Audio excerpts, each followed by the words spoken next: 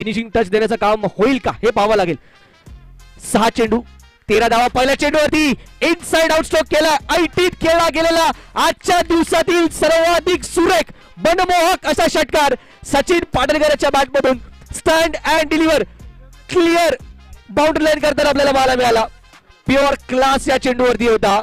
सामन्याचे चित्र पालटताना पुन्हा एकदा त्या दिशेने गेल्याचा प्रयत्न यावेळी मिस केला चेंडूला, परंतु सचिन यांना माहित आहे की हा चेंडू देखील आपल्या रडार मध्ये होता. काय घडेल काय बिघडेल या सामन्यामध्ये.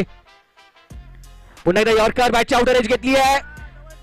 फ्लाइंग स्लिपच्या दिशेने क्षेत्ररक्षक त्या ठिकाणी तैनात होते. केवळ एकदा इथे अर्जित सिंगल कंप्लीट झाले. स्ट्राईक इथे रोटेट झाले. अनिकेत बागवे देखील एक चांगला फलंदाज आहे. सिलेक्शन करावा लागेल अनिकेत बागवे. कव्हरच्या दिशेने चेंडूला स्टिअर केलाय. खूप चांगला ड्राईव्ह पाहायला मिळतो आहे, परंतु तेवढाच दर्जेदार क्षेत्ररक्षण. केवळ एक धाव, परंतु ओव्हर थ्रोच्या स्वरूपातील ही धाव मिळेल. बॅकअप कोणी नव्हता. क्षेत्ररक्षणामधली ही कमतरता इथे भरून काढली जाते. ही कमतरता पाहायला मिळाली आणि एक धाव एक्स्ट्रा स्वरूपात मिळाली. महत्वाचा पैलू आहे मित्रांनो, त्याकडे लक्ष द्यावं लागेल. 2 चेंडू शेवटच्या शिल्लक. 4 धावांची आवश्यकता. उजवीस काय की मानविक प्रिवन स्टेप आउट झाले. पुन्हा एकदा कव्हरच्या दिशेने चेंडूला ढकललाय. एक धाव या चेंडूची जरूर अर्जित. यावी कुठल्या प्रकारची चूक होताना पाहायला मिळत नाही. केवळ एक धाव शेवटचा चेंडू. 1 चेंडू 3 धावा. ओजस्तीस काय की मानविक प्रिवन 11. सचिन की आकाश.